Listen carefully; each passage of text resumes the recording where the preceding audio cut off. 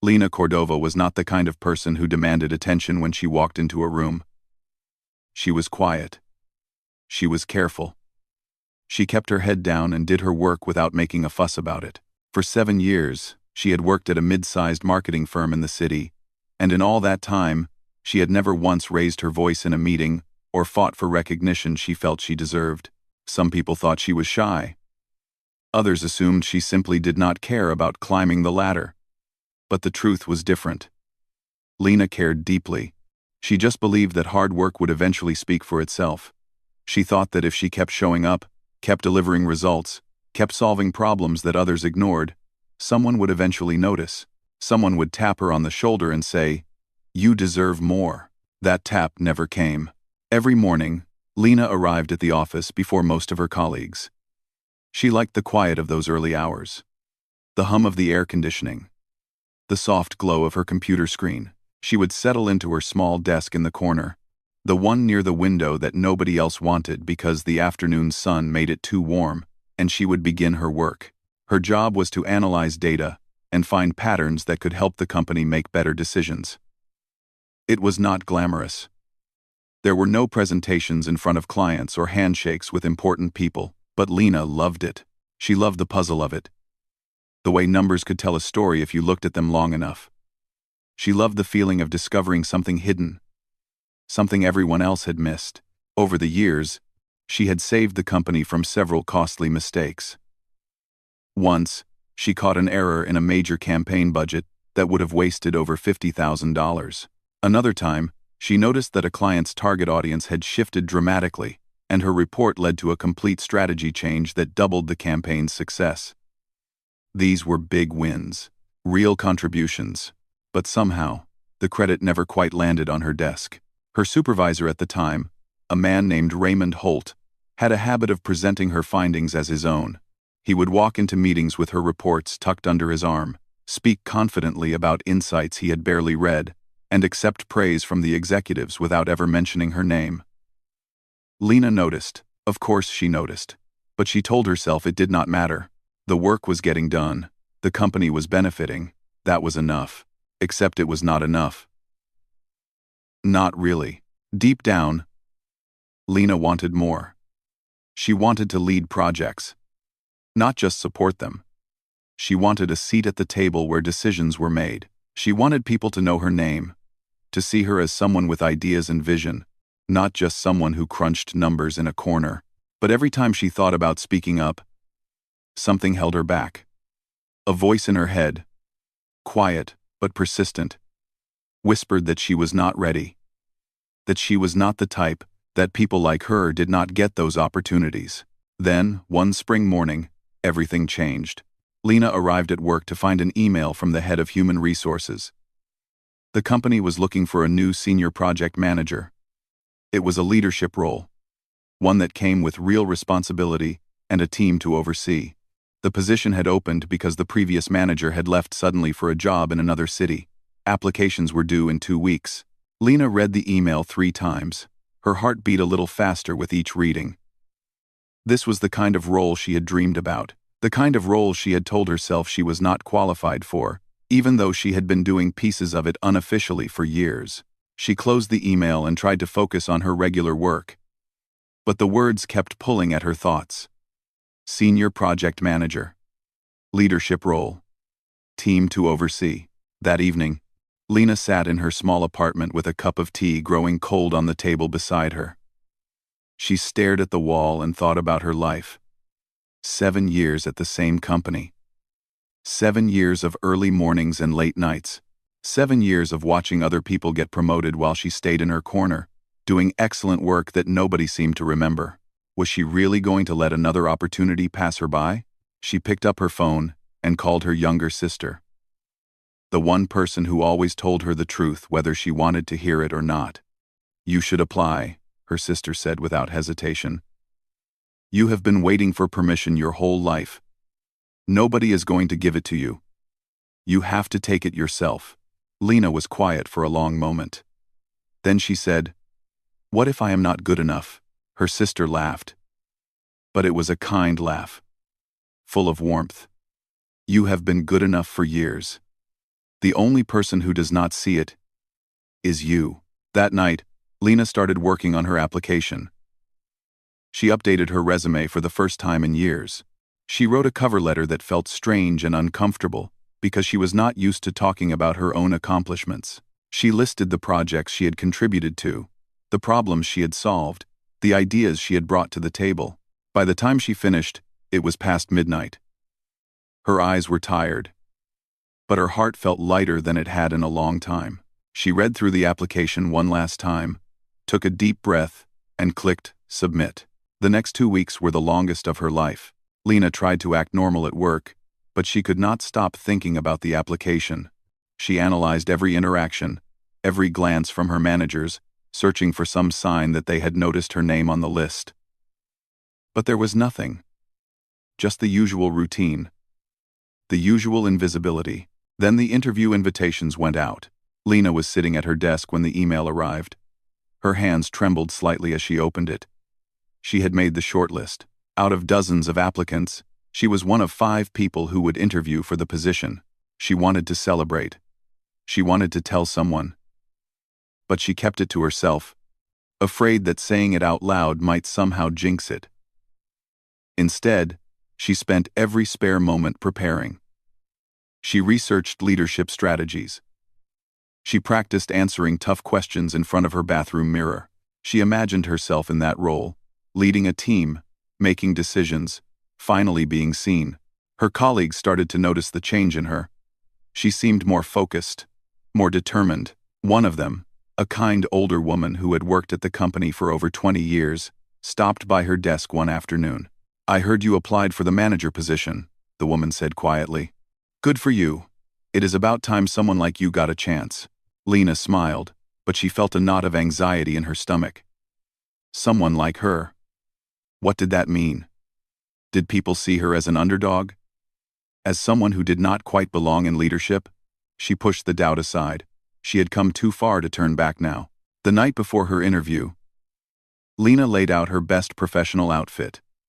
A navy blue blazer she had bought years ago for a wedding but never worn since. A simple white blouse, black pants that she had ironed twice to make sure there were no wrinkles. She stood in front of her mirror and looked at herself for a long time.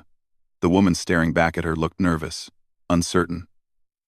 But there was something else in her eyes too, something that had been buried for a long time. Hope. Lena did not know what would happen in that interview room. She did not know if she would find the right words or make the right impression.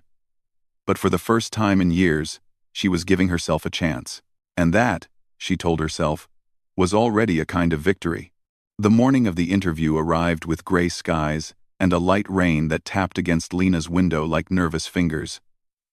She woke up an hour before her alarm, her stomach tight with anticipation. She had barely slept. Every time she closed her eyes, her mind raced through possible questions and answers, replaying scenarios over and over until the words blurred together. She showered and dressed carefully, putting on the navy blazer and white blouse she had prepared. She looked at herself in the mirror one more time. Professional. Put together. Ready. At least, that is what she told herself. The office felt different that morning.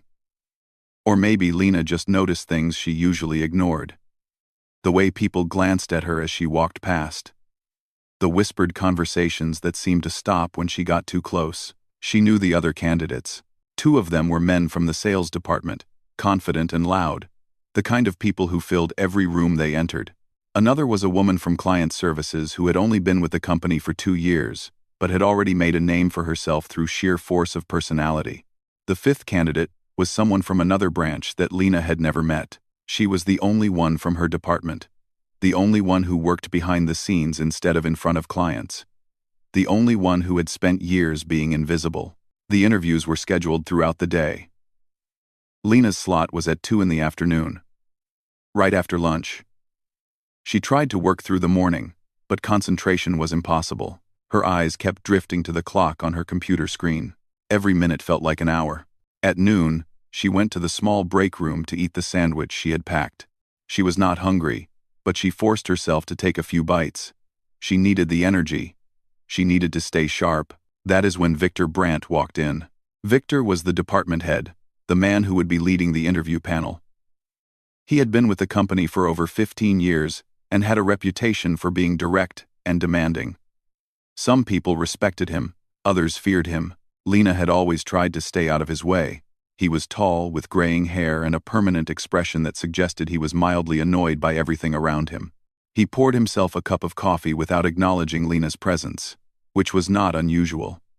He rarely acknowledged anyone below a certain level, but then he turned and looked at her. Really looked at her, as if seeing her for the first time. "You're one of the candidates today," he said. It was not a question. Lena nodded. "Yes, sir." He studied her for a moment, his eyes narrowing slightly. "You work in analytics, right? With the data reports?" "Yes, I have been in that department for 7 years." He made a small sound, something between a grunt and a laugh. 7 years in the same role. Interesting.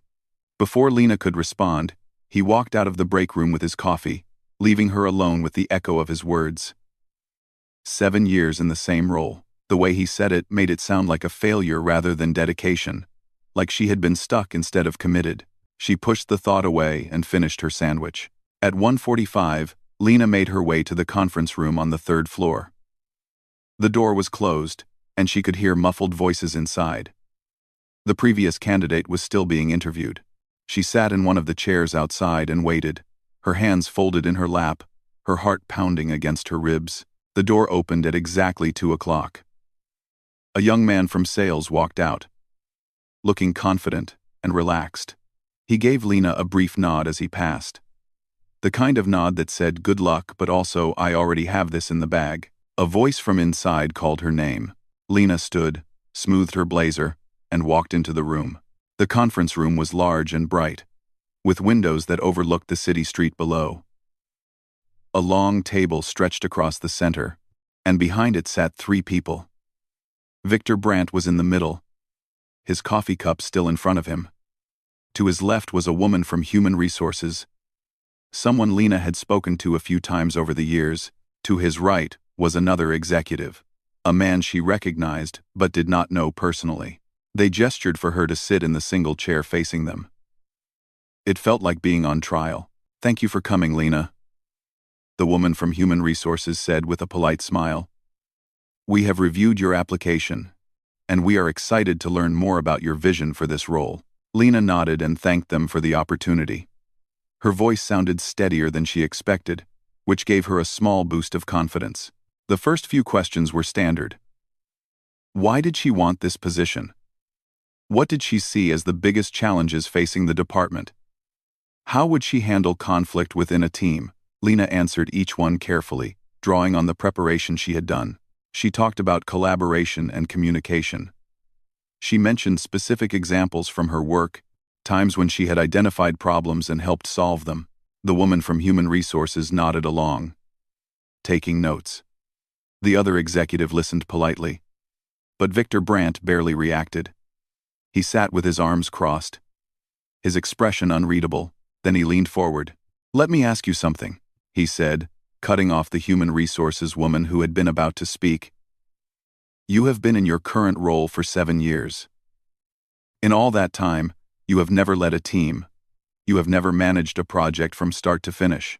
You have never presented to a client or negotiated a contract."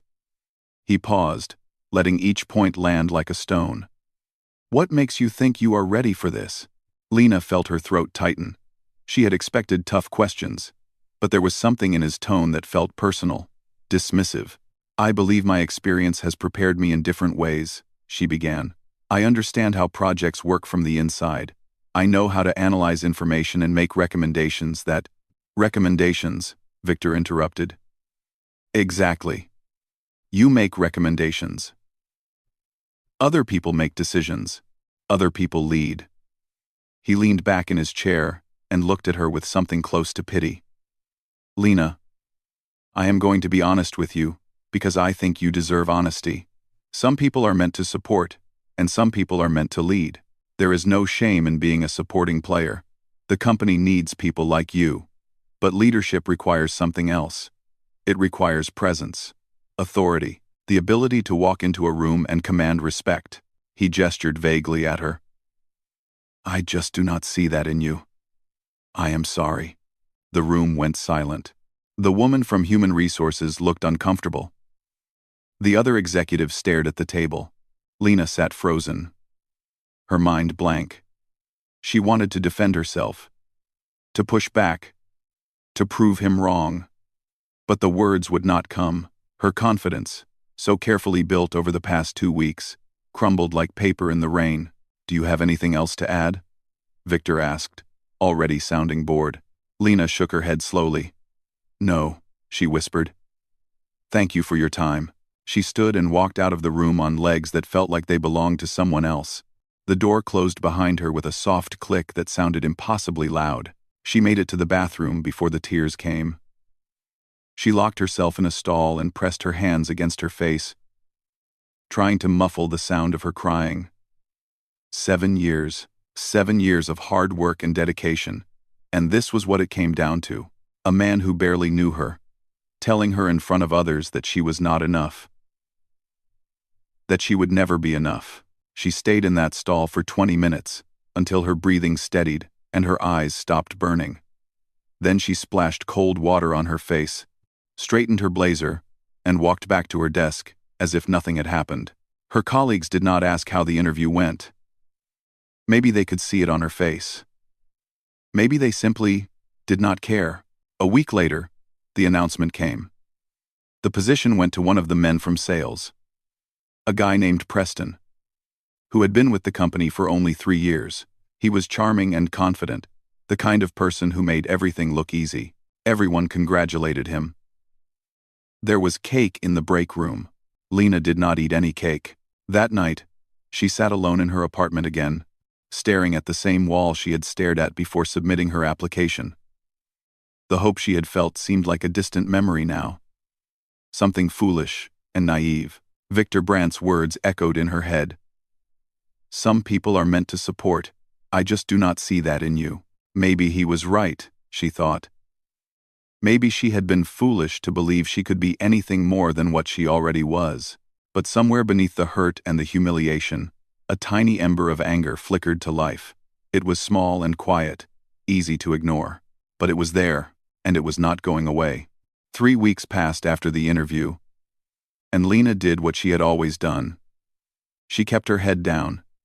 She showed up early. She did her work without complaint. On the surface, nothing had changed. She was still the same quiet woman in the corner office, still the one who crunched numbers and wrote reports that other people took credit for. But something inside her had shifted. The humiliation in that conference room had left a mark. Not a visible one, but deep enough that she felt it every time she saw Victor Brandt walking through the office. Every time she heard his voice in a meeting. Every time someone mentioned the new senior project manager and how great he was doing in the role that should have been hers, she tried to tell herself it did not matter. She tried to focus on the work and forget everything else. But the anger she had felt that night in her apartment had not disappeared. It had simply gone underground, simmering quietly beneath the surface like water waiting to boil. Her sister called every few days to check on her. Lena always said she was fine. She did not want to talk about what had happened. She did not want sympathy or advice. She just wanted to move forward, even if she was not sure what that meant anymore. Then one Thursday afternoon, something unexpected happened. Lena's supervisor asked her to organize some old project files that had been sitting in the storage room for years. It was tedious work, the kind of task nobody wanted, which is probably why it landed on her desk. But Lena did not mind. She actually preferred it. The storage room was quiet and isolated, far from the noise of the main office and the people she did not want to see. The room was small and dusty, filled with metal shelves stacked with cardboard boxes. Each box was labeled with a year and a project name, some going back more than a decade. Lena's job was to sort through them, decide what needed to be kept for legal reasons, and mark the rest for disposal. She started with the oldest boxes first, working her way through faded folders and yellowed documents. Most of it was routine stuff: contracts, budgets, meeting notes that nobody would ever read again. She moved through them mechanically, her mind wandering to other things. It was late in the afternoon when she reached a box labeled with a year from 4 years ago. Inside were files from several major projects, including one that made her pause: the Whitfield account. Lena remembered the Whitfield account very well. It had been one of the most stressful periods of her career. The client was a large retail company that had hired the firm to handle a major rebranding campaign. Halfway through the project, someone had made a serious error in the budget calculations. The mistake had gone unnoticed for weeks, and by the time it was discovered, the company was on the verge of losing the client entirely. Lena had been the one who found the error. She had stayed at the office for 3 straight nights, barely sleeping, analyzing every number until she identified exactly where things had gone wrong. More importantly, she had figured out how to fix it. Her solution had saved the account and prevented a loss that could have cost the company nearly $100,000. At the time, she had felt proud of what she accomplished. But the recognition had gone to someone else. Her supervisor at the time, a man named Raymond who had since left the company, had presented her findings to the executives as if they were his own. Lena had been disappointed but not surprised. It was just how things worked. She had accepted it and moved on. But now, sitting in this dusty storage room, she found herself pulling out the Whitfield folder and flipping through its contents. She was not sure why. Maybe she just wanted to remember a time when her work had made a real difference, even if nobody knew it. The folder contained the usual documents: project timelines, client correspondence, budget spreadsheets, and then, tucked between 2 pages near the back, she found something that made her breath catch in her throat. It was a handwritten note on company letterhead. The handwriting was neat and precise, and Lena recognized it immediately. It belonged to Victor Brandt. She pulled the note out carefully, as if it might crumble in her hands. Her eyes scanned the words once, then twice, then a third time, to make sure she was reading them correctly. The note was addressed to the CEO of the company, a man named Mr. Aldridge. It was dated just a few days after the Whitfield crisis had been resolved. And it said this: "The Whitfield account recovery was handled under my direct supervision. I identified the budget discrepancy and personally developed the correction strategy. I recommend this be noted in my upcoming performance review as evidence of my leadership capabilities." Lena stared at the note. Her hands began to tremble. This was a lie. Every word of it was a lie. Victor Brandt had not identified the discrepancy. He had not developed any strategy. He had barely been involved in the project at all. Lena remembered because she had worked on it directly. She had sent emails. She had created documents. She had saved that account with her own effort and her own sleepless nights. And Victor had taken credit for all of it. The anger that had been simmering inside her suddenly flared into something hotter. This was not just about the interview. This was not just about being told she was not leadership material. This was about years of being invisible while people like Victor climbed the ladder on the backs of people like her. She sat in that storage room for a long time, holding the note and thinking. Part of her wanted to march into Victor's office right then and confront him. Part of her wanted to scream, but another part, the careful and methodical part that had kept her surviving in this company for 7 years, told her to slow down, to think, to plan. One note was powerful, but it was not enough. If she was going to do something about this, she needed more. She needed proof that could not be dismissed or explained away. She needed to build a case so strong that no one could ignore it. That night, Lena went home and opened her personal laptop.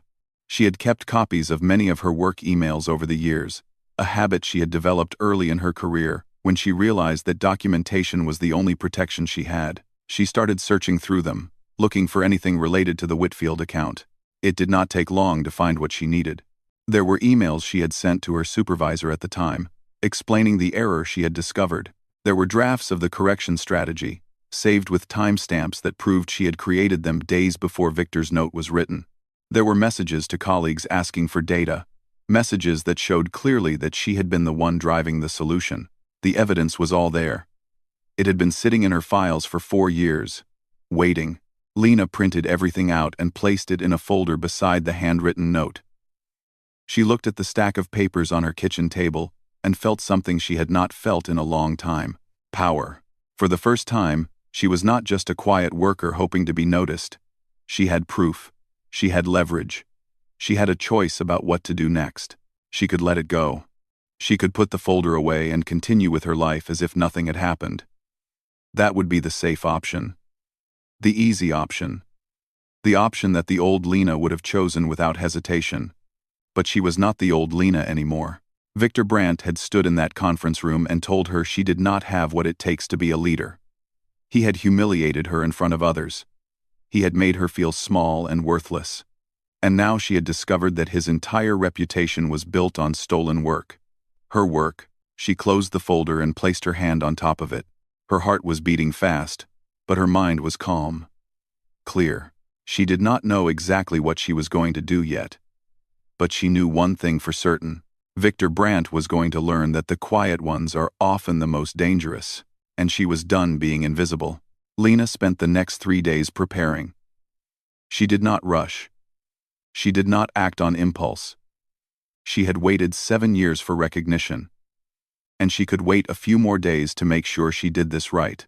Every evening after work, she sat at her kitchen table and organized her evidence. She printed more emails.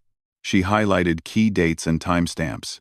She created a simple timeline that showed exactly what had happened with the Whitfield account, who had done what, and when. She placed Victor's handwritten note at the center of it all. The lie that held everything together.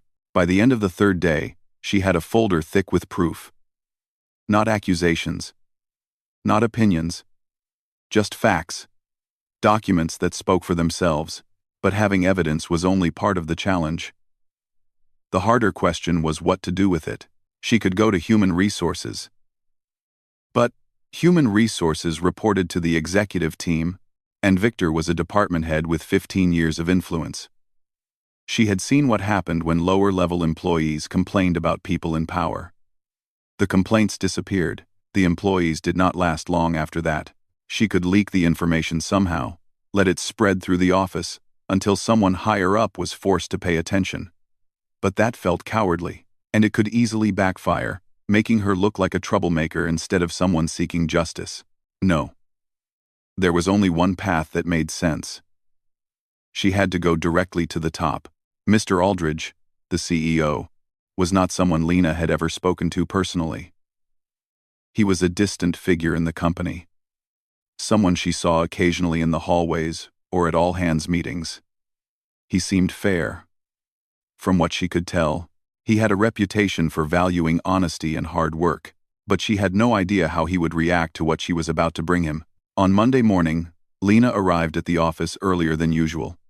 She went straight to the executive floor and approached Mr. Aldridge's assistant, a middle-aged woman with kind eyes and a no-nonsense attitude. "I would like to request a meeting with Mr. Fort." "Aldridge," Lena said, keeping her voice steady. "It is regarding an internal matter that I believe he should be aware of." The assistant studied her for a moment. "And what is this regarding, exactly?" Lena hesitated. She had prepared for this question. "It involves documentation of past project work and concerns about how credit was assigned. I have evidence I would like to share with him directly." The assistant raised an eyebrow but did not press further. She checked the calendar on her computer and nodded. "He has an opening on Wednesday at 10. I can put you down for 15 minutes. Will that be enough?" "Yes," Lena said. "Thank you." She walked back to her desk feeling like she had just jumped off a cliff. There was no turning back now.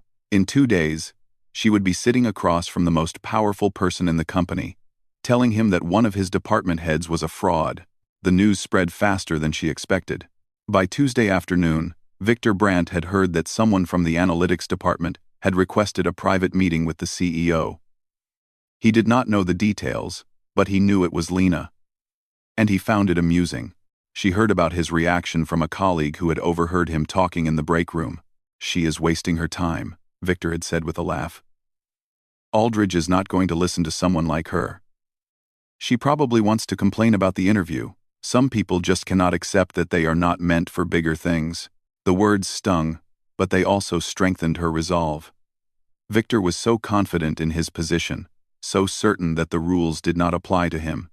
He had no idea what was coming. Wednesday arrived gray and cold, with heavy clouds hanging low over the city. Lena dressed carefully, choosing a simple black blouse and gray pants. Professional, but not trying too hard. She wanted to be taken seriously, not seen as someone putting on a performance. She arrived at the executive floor at 9:45, 15 minutes early. The assistant offered her a seat and a glass of water. Lena accepted the water, but barely touched it. Her throat was dry, but she did not trust her hands to stay steady. At exactly 10 o'clock, the door to Mr. Aldridge's office opened. "Lena Cordova?" he said, stepping aside to let her in. Please, come in." His office was large but not flashy. A wooden desk near the window. Bookshelves lined with business titles and a few personal photographs. 2 leather chairs facing each other in the center of the room. He gestured for her to sit in one while he took the other. "Thank you for seeing me," Lena said. Mr. Aldridge nodded. He was in his early 60s, with silver hair and a calm, measured presence. "My assistant mentioned you had something important to discuss. I have to admit, I was curious. It is not every day that someone from analytics requests a private meeting." Lena took a breath. This was it. "I want to show you something," she said, opening the folder on her lap. 4 years ago, there was a crisis with the Whitfield account. A budget error nearly cost the company a major client. The situation was resolved, and I understand that the recovery was credited to Victor Brandt in his performance review. She paused, watching his face. He gave nothing away. Just a slight nod of acknowledgement. "I was the one who actually identified the error," she continued. "I was the one who developed the correction strategy. I worked 3 nights straight to save that account. And I have documentation that proves it." She handed him the first set of papers. Emails she had sent at the time, clearly showing her involvement. Drafts of the strategy with her name and timestamps. A chain of messages with colleagues discussing the work she was doing. Mr. Aldridge reviewed them slowly, his expression still neutral. Then she handed him the note. Victor's handwritten note, claiming credit for everything she had done. "This was in the project file," she said. "It is addressed to you." Victor Brandt wrote that he personally identified the problem and developed the solution. "That is not true. The evidence shows that I did that work." He took credit for it. The room was silent. Mr. Aldridge stared at the note for a long moment. When he finally looked up, his expression had changed.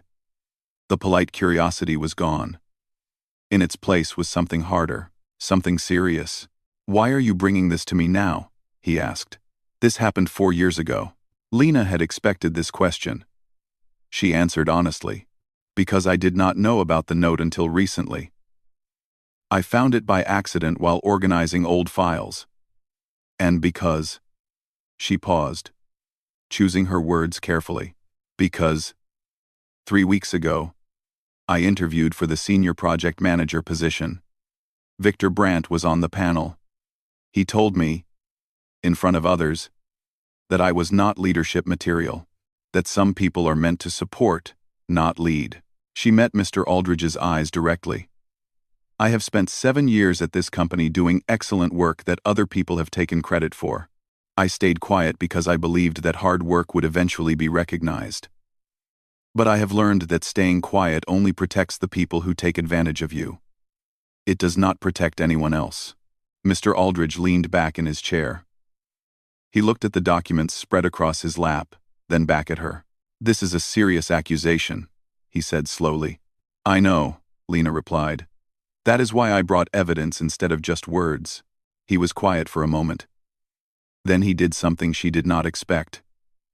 He nodded, almost to himself, and a faint look of respect crossed his face. "I appreciate you coming to me directly," he said. "And I appreciate that you documented everything. Most people would not have done that." He gathered the papers and placed them neatly on his desk. "I am going to need some time to review this thoroughly. I will also need to look into whether there are other instances of this kind of behavior." Loader. "This kind? Loader?" Lena felt her heart skip. "Other instances." He was taking this seriously. "I want you to know," Mr. Aldridge continued, "that this company values integrity. If what you are showing me is accurate, there will be consequences. Real consequences." He stood, and Lena stood with him. "Thank you for your courage," he said, extending his hand. "I know this was not easy." Lena shook his hand. Her palm was slightly damp, but her grip was firm. "It was not easy," she admitted, "but it was necessary." She walked out of his office and back to the elevator. Her legs felt weak, but her head was held high. She had done it. She had spoken up. She had refused to stay invisible. Whatever happened next was out of her hands. But for the first time in 7 years, she felt like she had taken control of her own story, and that feeling was worth everything. The days after the meeting felt strange. Lena went to work each morning not knowing what to expect. She sat at her desk and did her job, but her mind kept wandering to that conversation in the CEO's office.